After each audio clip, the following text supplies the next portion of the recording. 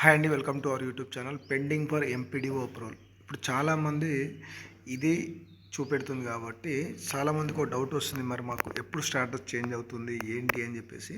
అయితే ఇప్పుడు రీసెంట్గా మనం చూసుకున్నట్టయితే ఏవైతే ఇందిరమ్మ ఇళ్ళ సంబంధించి ఫస్ట్ ఫేజ్కు సంబంధించి దాదాపు 4,00,000 ఇళ్లకు 3,500,000 ఇళ్లకు పైగా మంజూరు అయితే చేశారు. ఇప్పుడు ఏప్రిల్లో సెకండ్ ఫేజ్కు సంబంధించి ఇందిరమ్మ ఇళ్ళ పంపిణీ కార్యక్రమం ఉంటుంది కదా. ఇప్పుడు ఎవరికైతే పెండింగ్ ఫర్ ఎంపీడీఓ అప్రూవల్ చూపెడుతుందో వాళ్ళకు పెండింగ్ ఫర్ కలెక్టర్ అప్రూవల్ చూపెడుతుంది. ఆ కలెక్టర్ అప్రూవల్ చూపెట్టిందంటే మీకు ఆల్మోస్ట్ ఇల్లు అయితే శాంక్షన్ అయిపోయినట్టే. ఆల్రెడీ మీరు eligibility pending for MPDO approval చూపెడుతుందంటే ఆల్రెడీ మీరు ఇందిరమ్మ ఇల్లుకు సెలెక్ట్ అయ్యారని అర్థం. లిస్ట్ 1 లిస్ట్ 2లో ఇలా చూపారు, ఎందుకంటే అప్లికేషన్ మొత్తం ఆయన దగ్గరకు వస్తాయి.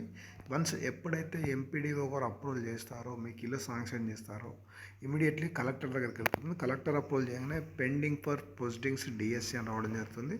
తర్వాత పెండింగ్ ఫర్ మార్కౌట్, తర్వాత స్లాబ్ లెవెల్, ఇట్లా గోడల లెవెల్, బేస్మెంట్ లెవెల్ ఇట్లా కట్టుకుంటూ వెళ్ళిపోవాలన్నమాట. ఎప్పటికప్పుడు స్టాటస్ అనేది చేంజ్ అవుతుంది.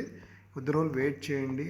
మీకు లిస్ట్ 1లో ఈ పెండింగ్ ఫర్ ఎంపీడీఓ అప్రూవల్ ఏదైతే ఉందో అదైతే చేంజ్ అవుతుంది.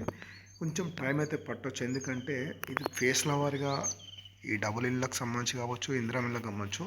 మనకు మెయిన్ ఈ ఇందిరా ఇళ్ళకి సంబంధించి లిస్ట్ 1 గురించి మాట్లాడుకున్నాం కాబట్టి ఈ ఫస్ట్ ఫేజ్లో కొంతమందికి, సెకండ్ ఫేజ్లో మరికొంతమందికి, థర్డ్ ఫేజ్లో మరికొంతమందికి ఇలా ఇచ్చుకుంటూ వెళ్తున్నారు. కాబట్టి మీ వరకు ఇల్లు అయితే వస్తుంది. కొంచెం టైం అయితే పడుతుంది. 100% మీకు ఇల్లు వస్తుంది. వెయిట్ చేయండి. Thank for watching our YouTube channel.